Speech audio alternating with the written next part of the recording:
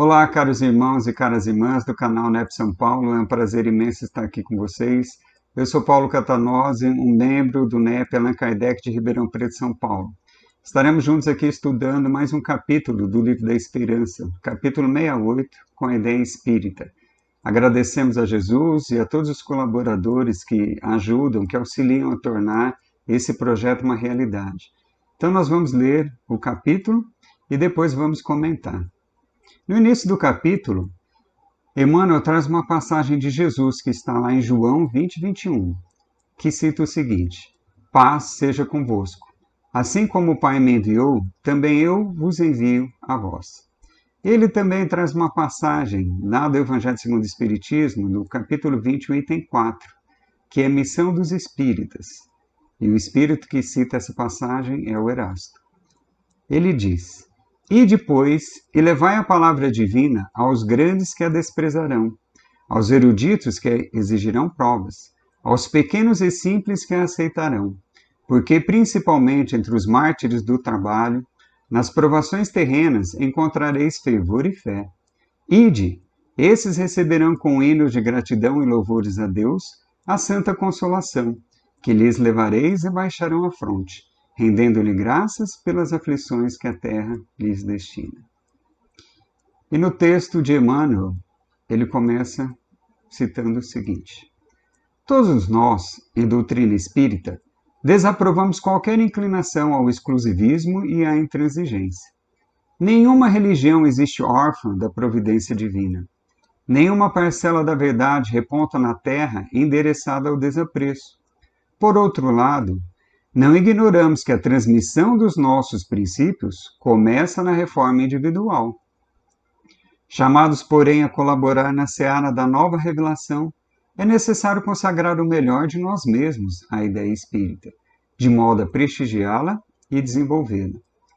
Nada fácil organizar escritórios e adquirir rotativas da grande imprensa, mas todos, sem exceção, dispomos de meios, ainda que modestos, a fim de apoiar essa ou aquela folha doutrinária que divulgue a ideia espírita.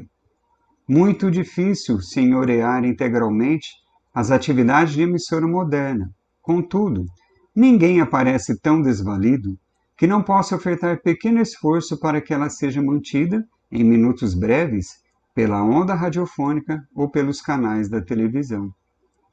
Nem sempre dominaremos a tribuna com a retórica perfeitamente unida à gramática. No entanto, por mais humildes que sejamos, todos podemos, através da palavra sincera, expor a ideia espírita com franqueza e carinho, edificando a quem ouve. Muito raramente lograremos organizar editoras para o lançamento de obras em massa. Todavia, nenhum de nós está impedido de oferecer um livro que contém a ideia espírita, para consolo e esclarecimento a quem lê. Em toda parte surge um impositivo da ideia espírita, na interpretação religiosa, para que a fé não se converta em fanatismo, nos estudos filosóficos, para que a exposição verbal não seja discurso infrutífero, nas realizações científicas, para que a experimentação não se faça loucura, nas empresas da arte, para que o sentimento não se desprimore no vício.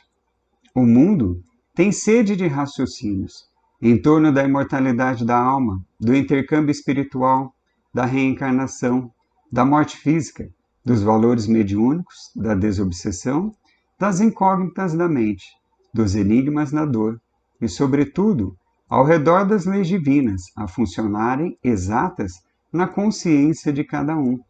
Para que obtenhamos solução a semelhantes problemas, urge saibamos trabalhar pela difusão da ideia espírita, na construção da era nova, irradiando-a com todos os recursos lícitos ao nosso alcance, com base no veículo do exemplo. Então, Emmanuel nos convida realmente na missão espírita, na ideia, a divulgar a ideia espírita, principalmente pelo exemplo. Esse texto, Ideia Espírita, ele também foi publicado no Reformador em janeiro de 1964. É aquela passagem de João 20, 21, em que Jesus diz: Paz seja convosco, Assim como o Pai me enviou, também eu vos envio a vós. Essa passagem de João descreve ela, é na primeira aparição de Jesus aos apóstolos, após a sua ressurreição. E a citação de Erasto, que está lá no capítulo 20 do Evangelho segundo o Espiritismo, lá também é abordado sobre os trabalhadores na última hora, cujos tópicos são a própria parábola, que está lá em Mateus 21 a 20, 16, os últimos serão os primeiros, o próprio tópico citado por Emmanuel, que é a missão dos espíritas, na fala de Erasto, e os trabalhadores do Senhor, que é o último tópico do capítulo. Agora vejam como Emmanuel é cuidadoso com os títulos. Ele fala para divulgarmos a ideia espírita, e não a religião espírita, conforme pode ser que a gente poderia ter imaginado. Seria muito diferente se ele tivesse falado dessa forma. Ele já vai nos esclarecendo sobre isso no próprio texto, na passagem que ele cita, que todos nós, em doutrina espírita, desaprovamos qualquer inclinação ao exclusivismo e à intransigência. Nenhuma religião existe órfã da providência divina.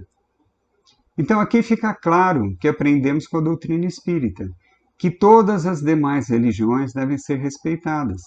Que se existe uma diversidade de religiões, é porque existe uma diversidade de seres humanos, em seus diversos graus evolutivos e com necessidades diferentes uns dos outros, razão pela qual a providência divina permite a diversidade religiosa, que são caminhos diferentes, mas que buscam levar na mesma direção, que é Deus Pai. Buscando compreender o que seria a ideia espírita no entender de Emmanuel, ele mesmo vem demonstrar na passagem que ele cita. Por outro lado, não ignoramos que a transmissão dos nossos princípios começa na reforma individual. Nesta frase, Emmanuel deixa claro outros dois pontos, que a ideia espírita são nossos princípios, ou seja, os princípios básicos da doutrina espírita, como também os ensinamentos de Jesus em seu Evangelho, que é a base de toda a doutrina espírita. E que começa também na nossa reforma individual, que é o que a doutrina nos coloca quanto à necessidade de nos reformarmos individualmente, nos tornando exemplos de verdadeiros cristãos, para que assim consigamos auxiliar na transformação da coletividade pelo exemplo. Erasto, no início da sua fala, no item 4, Missão dos Espíritos, de Evangelho segundo o Espiritismo, no capítulo 20, ele também deixa claro que a divulgação a ser feita é dos princípios básicos da doutrina. Ele cita: "Ides pregar e ensinar um novo dogma da reencarnação e da elevação dos espíritos, à medida que cumpram bem ou mal as suas missões e tenham suportado as provas terrenas." Então temos que divulgar em especial a base de toda a doutrina, que é o Evangelho de Jesus, e os princípios básicos ou postulados que sintetizam as premissas da doutrina espírita, que são a existência de Deus, a imortalidade do espírito, a comunicabilidade dos espíritos, ou seja, intercâmbio mediúnico, a pluralidade das existências, que é nada mais que a reencarnação, e a pluralidade dos mundos habitados. Nós vamos falar rapidamente sobre cada um, pois não é o foco central dos estudos deste episódio. O primeiro princípio, a existência de Deus, encontramos lá no início do Livro dos Espíritos, em especial na questão 1, que está lá que Deus é a inteligência suprema, causa primária de todas as coisas. O segundo princípio, que é a imortalidade dos espíritos, nós encontramos lá na questão 23 do Livro dos Espíritos, onde está claro que os espíritos são o princípio inteligente do universo. E também na questão 27 do Livro dos Espíritos, que fala da Trindade Universal, onde fala que Deus, Espírito e Matéria constituem o princípio de tudo o que existe. Também vamos encontrar lá nas questões 738A e 85 do Livro dos Espíritos a citação de que os espíritos que preexistem e sobrevivem a tudo formam o mundo real.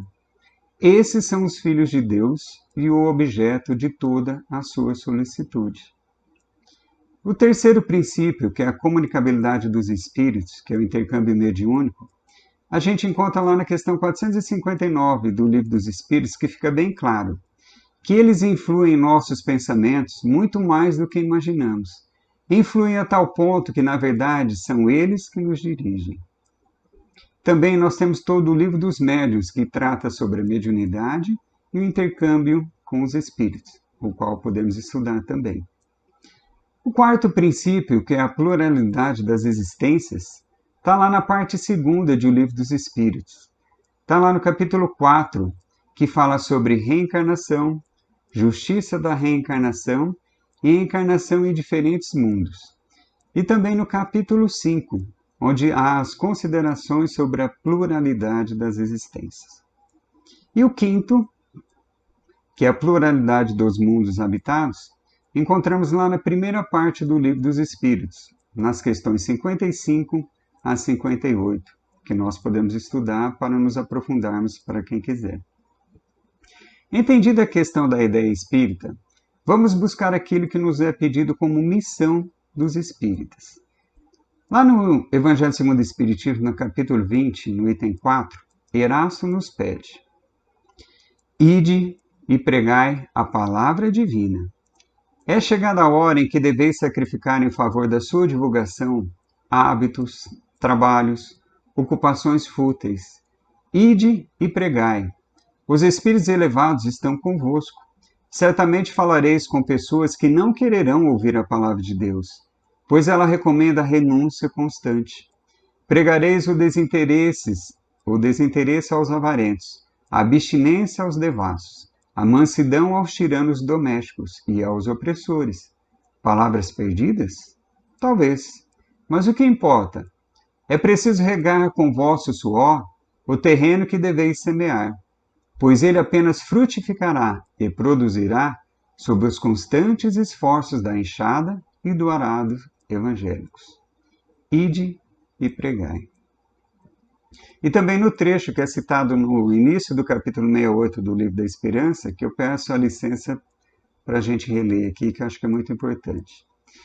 E depois, e levai a palavra divina aos grandes que a desprezarão, aos eruditos que exigirão provas, aos pequenos e simples que a aceitarão, porque principalmente entre os mártires do trabalho, nas provações terrenas, encontrareis fervor e fé.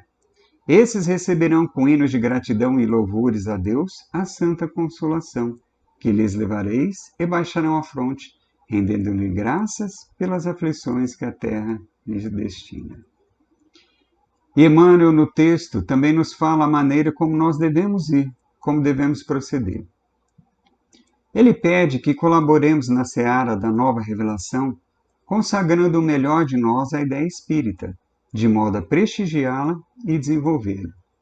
De saber que é difícil organizarmos escritórios, adquirirmos materiais da grande imprensa e das emissoras de rádio e televisão, mas que todos dispomos de forma de apoiar para que essa divulgação ocorra, mesmo nos grandes meios de comunicação. A época em que Emmanuel escreveu esse texto foi o ano de 1964. Então a divulgação era mais difícil, pois os meios de comunicação estavam centralizados na grande imprensa escrita e nas emissoras de rádio e televisão.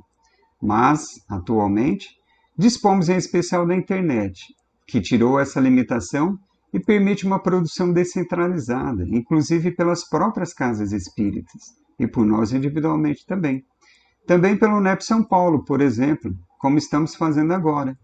E uma divulgação mais ampla pelas mídias sociais, pelo Facebook, YouTube e Instagram.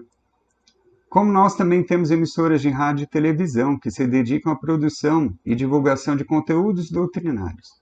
Como exemplos, podemos citar a RAI TV, que é a Rede Amigo Espírita de Araraquara, a Web Rádio Fraternidade de Uberlândia e a própria Web Rádio Verdade e Luz, que é daqui de Ribeirão Preto.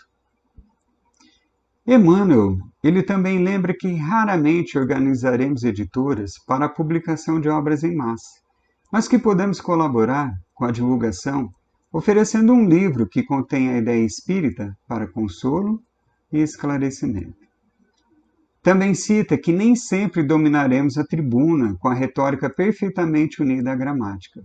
No entanto, por mais humildes que sejamos, todos podemos, através da palavra sincera, expor a ideia espírita com franqueza e carinho, edificando a quem ouve. Todos nós podemos levar consolo àqueles que passam pelas tribulações da vida, por meio de uma escuta sincera, uma palavra amiga, baseada nos princípios espíritas, que conforta com o fortalecimento da fé, da coragem, da perseverança e da esperança, que é o que nos traz o Evangelho de Jesus. Já finalizando o texto, Emmanuel lembra que o mundo tem sede de raciocínios em torno da imortalidade da alma, do intercâmbio espiritual, da reencarnação, da morte física, dos valores mediúnicos, da desobsessão, das incógnitas da mente, dos enigmas da dor e, sobretudo, ao redor das leis divinas, a funcionarem exatas na consciência de cada um. E convoca-nos a trabalhar pela difusão da ideia espírita na construção da Era Nova, irradiando-a com todos os recursos lícitos ao nosso alcance, com base no veículo do exemplo. Relembremos que Erasto nos alertou que muitos não ouviriam a palavra divina, em especial os grandes e eruditos, mas que isso não nos deveria impedir, pois como nos havia falado Jesus, os simples e humildes de coração a aceitarão. Inclusive Erasto alerta que mesmo entre os chamados para o espiritismo, muitos se desviariam do caminho, que poderíamos reconhecer os que se acham no bom caminho pelo ensino e pela prática dos princípios verdadeiros da caridade, pela consolação que distribuem aos aflitos, pelo amor que dedicarem ao próximo, pela sua renúncia para a dedicação a esse próximo. E para finalizar as nossas reflexões acerca da propagação da ideia espírita, gostaria de trazer o que aborda o Livro dos Espíritos sobre a influência do Espiritismo no progresso da humanidade. Quem quiser aprofundar, está lá nas questões 798 a 802 do Livro dos Espíritos. Aqui nós somente citaremos a questão 798. Kardec pergunta: o Espiritismo se tornará crença comum ou ficará sendo partilhado como crença apenas por algumas pessoas? Resposta dos Espíritos: certamente que se tornará crença geral e marcará nova era na história da humanidade, porque está na natureza e chegou o tempo em que ocupará lugar entre os conhecimentos humanos. Terá, no entanto, que sustentar grandes lutas, mais contra o interesse do que contra a convicção, porquanto não há como dissimular a existência de pessoas interessadas em combatê-lo, umas por amor próprio, outras por causas inteiramente materiais. Porém, como virão a ficar insulados, seus contraditores se sentirão forçados a pensar como os demais, sob pena de se tornarem ridículos. As ideias só com o tempo se transformam, nunca de súbito. De geração em geração, elas se enfraquecem e acabam por desaparecer paulatinamente, como os que as professavam, os quais vêm a ser substituídos por outros indivíduos imbuídos de novos princípios, como sucede com as ideias políticas. Assim será com o Espiritismo. Ele progride muito, mas durante 2 ou 3 gerações, ainda haverá um fermento de incredulidade que unicamente o tempo aniquilará. Sua marcha, porém, será mais célere que a do cristianismo, porque o próprio cristianismo é quem lhe abre o caminho e lhe serve de apoio. O cristianismo tinha que destruir, o espiritismo só tem que edificar. Então os espíritos disseram que seriam 2 ou 3 gerações para que os princípios espíritas fossem crença geral. Então, se nós considerarmos 3 gerações e que o tempo de cada geração seja de 100 anos, então estamos falando de em torno de 300 anos.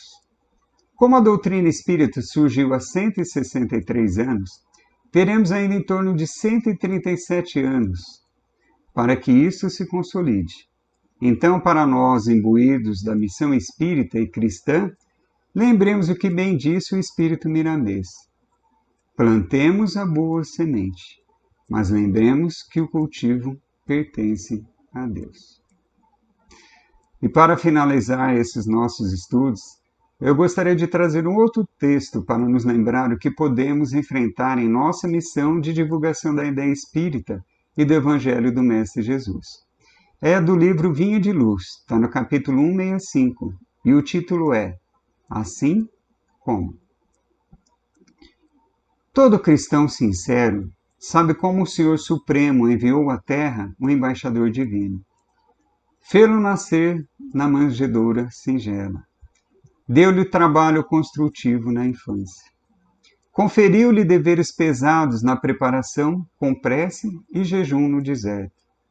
Inspirou-lhe vida frugal e simples. Não lhe permitiu o estacionamento e alegrias artificiais. Conduziu-o ao serviço ativo no bem de todos. Inclinou-lhe o coração para os doentes e necessitados. Enviou-o ao círculo de pecadores contumazes. Induziu-o a banquetear-se com pessoas consideradas de má vida, para que seu amor não fosse uma joia de luxo, e sim um clima abençoado para a salvação de muitos. Fê-lo ensinar o bem e praticá-lo entre paralíticos e cegos, leprosos e loucos, de modo a beneficiá-los.